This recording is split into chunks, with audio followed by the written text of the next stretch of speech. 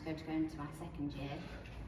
I've actually taken a year out in the middle, and in this, my journey has taken a very different place, because I was working on a lot of the other people in the masters will know that the first year is very sort of research based and deciding what your practice is and what you're going to do. So there was a lot of that, and then when I took a year out, I did stuff for me. So I just started painting just for me, just for fun, and through this went a different path, and decided that all the work that I've done was about working with people I started off wanting to work with people with brain injuries, but then I found that quite difficult to find people to work with, and reaching out to various different charities and things wasn't working, and in one of our modules you have to collaborate. So I found a group of artists with disabilities to collaborate with instead. So it just sort of went wider, and my practice is to try and learn the art of mindlessness rather than mindfulness. So we're not thinking about what we're doing. We're not going like to know every step of whatever. We're letting our hands move and work, and either not thinking about anything or being able to freely talk about things. So I've had workshops with people, and they'll tell you really and then they go, so I've got that off my chest, and so there was sort of to make a safe space for people to be able to feel comfortable. And so I really enjoyed that, and realised the practice that I was doing, I wasn't doing that myself particularly, because I was so focused on the research. And so I took this year out and just started painting, and just literally doing what I wanted. And then so it all still fits together. I wanted everything to be accessible, so don't use anything expensive, don't use any expensive equipment, don't use cheap paint. Like I would work in acrylic paints that are 20 quid a tub all the time if I could, but then that's not practicing what I preach. And I just really want everybody to be able to access and to be able to feel the way I feel. And I want to, if I like something, I want to share it with everybody. I don't want to keep it to myself. I want to go, try this, it's amazing, try it, So I wanted everybody to be able to try and spread joy and make everybody feel good about themselves, and all the things that maybe I don't have, but can try and learn, and then hopefully. So this then sort of led to just working. So this first time I worked on the floor really, my intention was to hang it up, and then I don't want to get any paint on the floor, and there's a lot of dripping and stuff and going everywhere. I wanted to use something really big. So this is we have a scrap store, and we love it. It's so this is an old, well not an old, I think it's an excess of a blind from like an office with a massive window. So I got this from scrap store, so anyone can go. It's fibre. You can get whatever you want. You can. It's a community resource space. A lot of skip diving. A lot of when people throw out their paints, having using all the last bits. I love a peely bit of paint, so on my SolidWorks I use a lot of circles, because that's what comes out the bottles, and then stick them on and so became really interested in the fact that the circle has no beginning, it has no end. Nobody's at the head of the table, nobody's at the bottom, so we're all and just trying to make everybody feel, I just want everyone to feel good. And when I was just experimenting and thinking, I can be in this studio, but I'm not working towards my masters right this minute. I'm just trying to heal, just trying to get through this difficult time this year that I've had reasons that I've had to take the time off. And as I found the first blind out of a skip at uni, so it was pretty big, but not this big. Hung it over, just hooked it over the wall, and didn't think anything about the old posters and things that were on. So every time I painted or pulled paint down, it sort of went and got all the bits of blue tack and all the bits of so when Sarah said to respond to the space, I was like, well, I want to do that on some of these. So I was going to move around, and I was going to do the wall, so essentially like rubbings, essentially like the rubbings that you do with a crayon when you go to the church, the primary school or whatever. But just getting texture, so I just love natural, available things that happen without planning them. I have a very definite colour palette. I feel like, oh, it just looks like everything I do. My painting over there as well just looks like, but I want that to be okay. I want to say this is me. I want to say I love everything. So I didn't know the term multidisciplinary artist, but now I'm like, so when I had my interview, I was like, I haven't got a discipline. I can't go in and tell the tutor if I've got a discipline. I was really into ceramics at the time, so I was like, oh, I'm a ceramicist. I haven't touched it since. I've been, a lot of it was research based at the beginning, and everything was learning. But not that I don't still love ceramics, but I don't have the equipment for that. I don't have a kiln, I don't have a wheel. So I wanted to make things more available, and so my original love was textiles. I started textiles completely. I wanted to go into fashion. Didn't like the rigidity of it. Hated the teacher because she told me you don't draw like that, you draw like that, and I'm like, I'm not doing that, you know. So just being able to give everybody. So yeah, literally. You can see, so this piece, I don't normally name them, but it's going to be called parquet. So I'm going to go here because I love parquet flooring. There's all this bitumen that's still on it, giving all of these. So we're getting triangles, we're getting all the, and when you get a really interesting sort of rub, so this is my favourite tool, squeegee. So when you get a really good rub, you're like, oh, I really, really like that. So this, a lot of the blue has got some really, really good, and it depends on the, but yeah, no, I just, so loads of people had to go yesterday. I was a little bit like, and then the kids came and they were splatting everything. But I just wanted, so literally just. Oh, so it's like, it's a collaboration, like you get. Well, it wasn't really meant to be, but it ended up that way. But then the little kids, when they want to paint, and they come and see me do something, who am I to say no? Because I want kids to be, you know, I was so pleased when Toy Story 5 came out and it was all about getting on screens. You know, like, I want them to be interested, I want them to be, so yes, we're just, but this is quite good paint, so it's not. But yeah, I just sit and so I'm getting all of the triangles and getting. Ooh. Do you find it quite a meditative process? Yeah, massively. So the mindlessness, I don't stop, my mind doesn't stop. It's all, so I will be. So when somebody asked you what you were thinking about when you did it, when I was doing this yesterday, I thought, I don't know what I thought about. Probably the fact that I've got washing in the washing machine that's already been washed 3 times and I'm going to have to go home and wash it again. You know, the fact that I've got, it's the holidays, I've got childcare to plan, I've got, you know, when am I going to get in the studio again, when am I going to be able to be, you know, what have we been, and everything.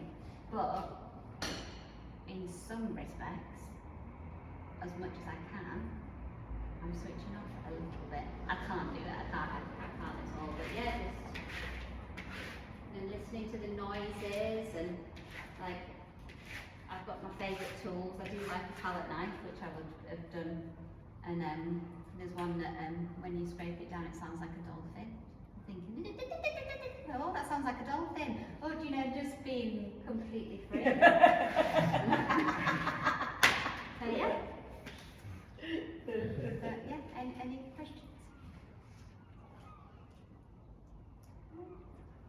Where did you find that word? Is that a known word? Have you heard that before? The mind. Well, I thought I made it up. But we had to do some presentations, PowerPoint things, and I found that it does exist. I don't know whether it's in the dictionary, but just other people have used it, and it is sort of,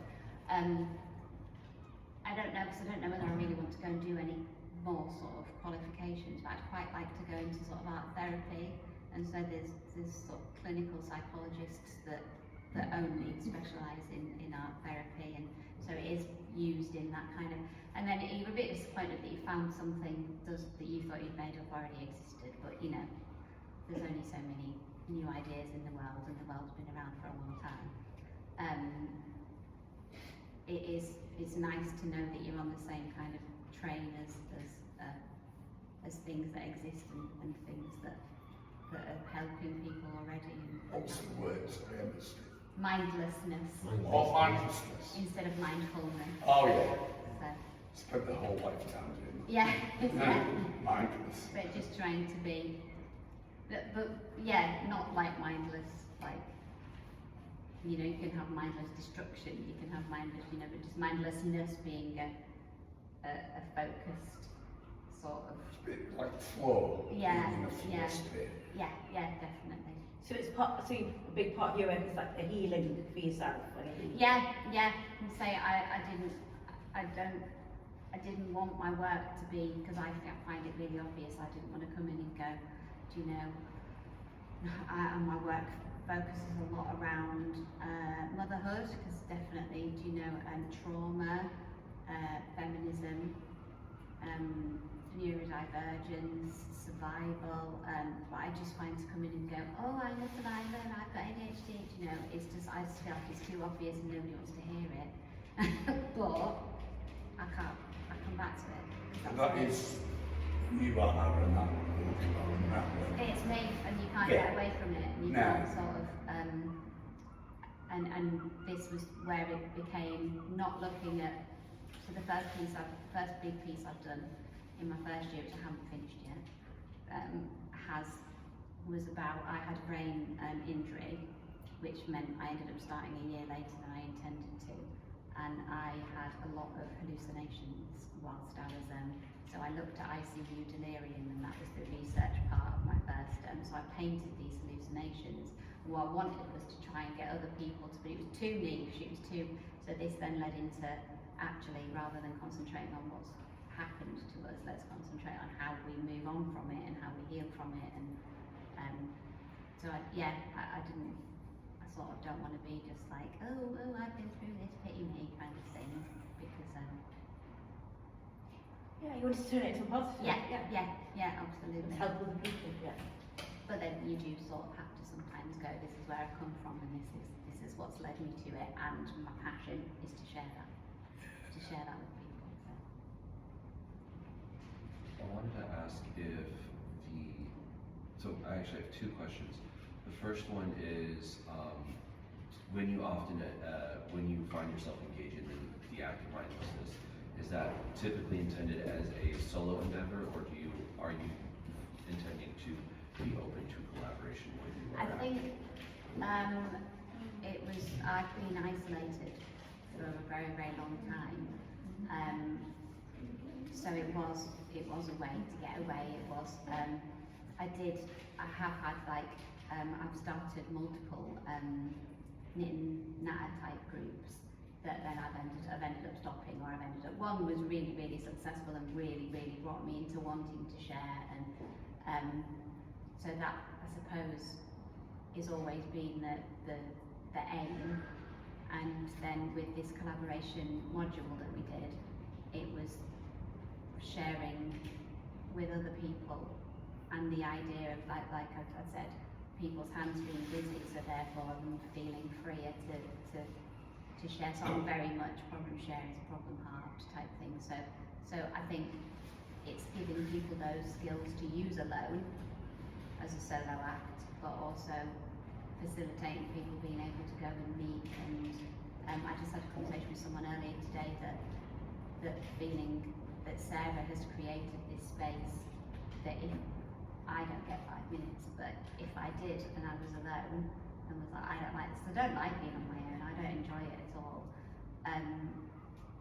then I could, if I felt really bad, I could come in here, I could come, you know, there is people around us, the residents, I could sit and chat, I could make something, I could, you know, do a bit of whatever and know that I wasn't alone. So to know that those spaces are out there is really, really important. So I want to be able to, and we are sort of hoping, me and a couple of the other people on the course are hoping to maybe go out and make a space like this that we can, obviously there's a lot of red tape and things that we're trying to work through, but that's the aim, which I never thought would happen. I never thought I don't feel like I'm in a position now, it feels like a dream, but hopefully 5 years from now we'll have a place and a CIC type thing, and we'll be able to invite people and help people spread this more. So, but I do really want to be able to give the skills for people to be able to do things if people are isolated for so many various reasons, health conditions. So it sounds like communities are really important to you.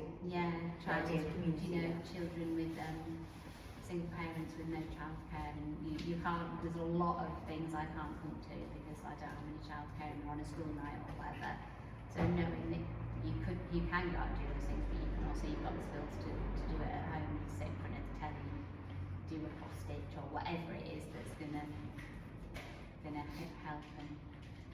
So then that kind of brings into the second question, which is, have you noticed a difference in terms of the way in which you're approaching your art, you're doing your art, and even how the results of your art when you're doing the active mindlessness solo versus when you are doing it with other people? Well, we recently lost our studio at uni and had to move, whereas last year we could work over the summer. So we don't have a space. And this is the first time I've painted since we left because I've tried at home and I can't do it. And I'm like, I've forgotten what to do, I can't do it. I know I can, but it's that safe space and that environment, and I have that at home, and I'm in the process of turning my chef into a studio at home as well, so I'm hoping I can get it back. But it is just that thing of just feeling better when you're with other people and feeling, it's the zeitgeist, isn't it? It's the zeitgeist, it's the discourse, it's the people that, there's three of us, me, Helen and Matt, and we've made this little, there's plenty of other people on the course, but none of them are here, none of them have been as engaged or interested as we have. And we have, Matt's mum said yesterday we've been so good for Matt, and I said to her, all of us have been so good for each other. We've all come with various things we needed to heal from, and trauma and things that we also all knew each other in different walks of life and have happened to come together and walked in and gone, oh my God, what are you doing here? And we've created this little collective and this little community where we can all feel. So at the moment, we're the zeitgeist, but yesterday we went up and sat on the roof and there was just us three, and I was like, no, this is the first time we've done it today. But it's that little coming back together and feeling. But yeah, we had that feeling. I've definitely had that feeling this weekend with everybody and felt comfortable enough to, I hope you have as well. Yeah. It's amazing, isn't it? And it does, yeah. Yeah, it's the people and the place as well, like seeing the work here in a different light and different surroundings, and just good vibes. The vibes.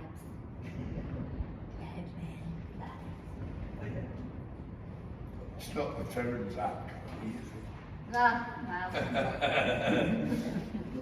Yeah. Thank you. Thank you very much.